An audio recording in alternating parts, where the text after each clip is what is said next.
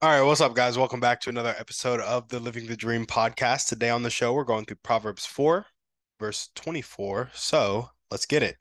Put away from you crooked speech and put devious talk far from you. So I think we've kind of touched on this topic a little bit in some of the podcasts about Proverbs, but I wanted to stop right here at this verse because I think not speaking negatively is such a big part of living a good life. And in Proverbs 4, verse 24, that's exactly what it talks about. Putting away from you crooked speech, put devious talk far from you.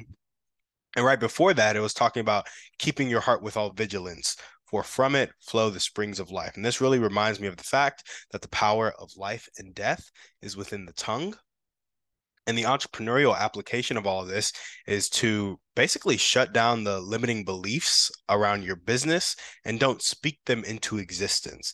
And so put away from you crooked speech and put devious talk far from you. Before we speak something, we have to think it, right? And so that's why I kind of touch on the fact that limiting beliefs need to be shut down. You need to put down negative beliefs and get them far from you because they're devious, they're crooked, they're limiting. It's not true to who you are. But around speaking stuff into existence, when it comes to your business, there are many ways you can do this.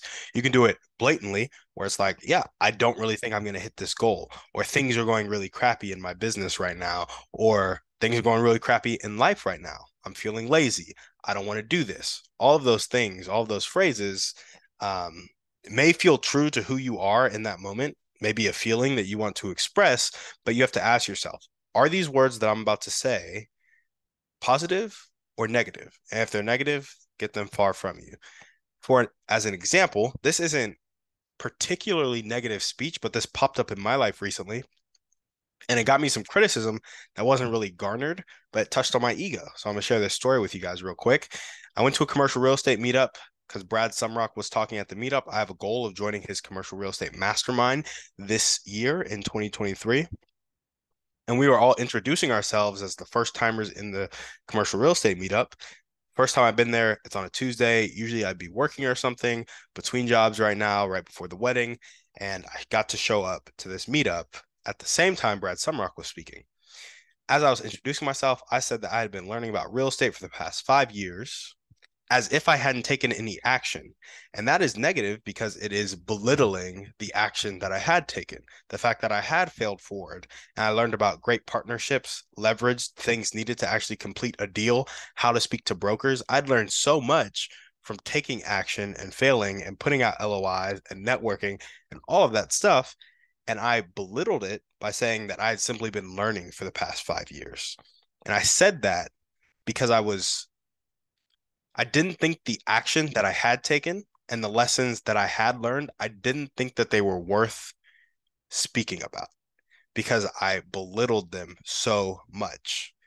However, those actions, that failure, it got me the skills I need to say with confidence that the one missing piece in my life right now is the community, which will be solved by Brad Sumrock's mastermind, which is how I got the clarity of joining that mastermind and the fact that that's what I needed to do.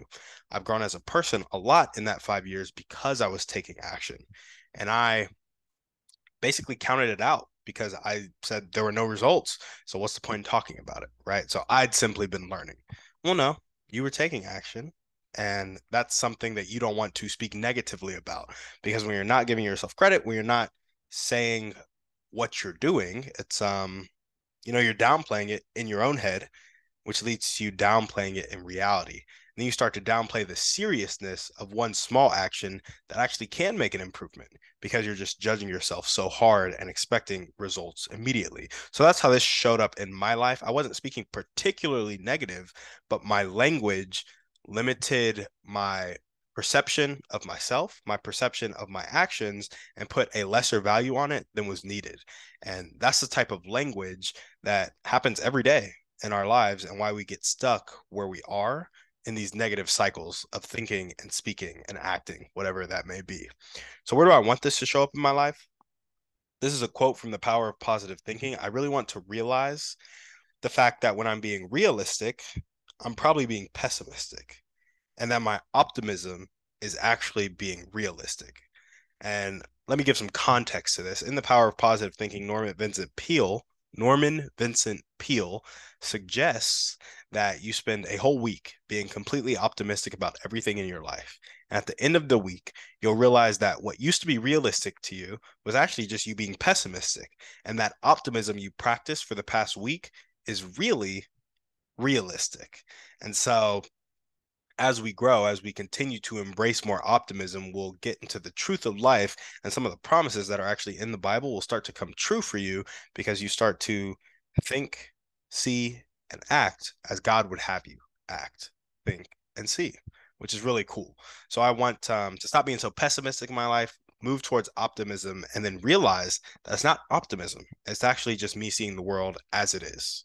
And so, how can you guys apply this to your life? I would say stop apologizing when it's not necessary. Like, that's a big way that people limit themselves. They feel like they should be sorry for the fact that they exist, or they should feel sorry for the fact that they took an action or said something just because they did it, right? If somebody else did it, it's fine, but because they did it, they need to apologize for it. So, stop apologizing unnecessarily. Speak boldly about your dreams and goals, and then bet on yourself with your language and your actions. Those are some action steps you guys can take right now. So dream big and then talk about your dreams and goals and do not limit yourself in your language and then act on it. As always, it all comes back down to action. Thank you guys for listening. We'll see you on the next one. And on that note, we're out.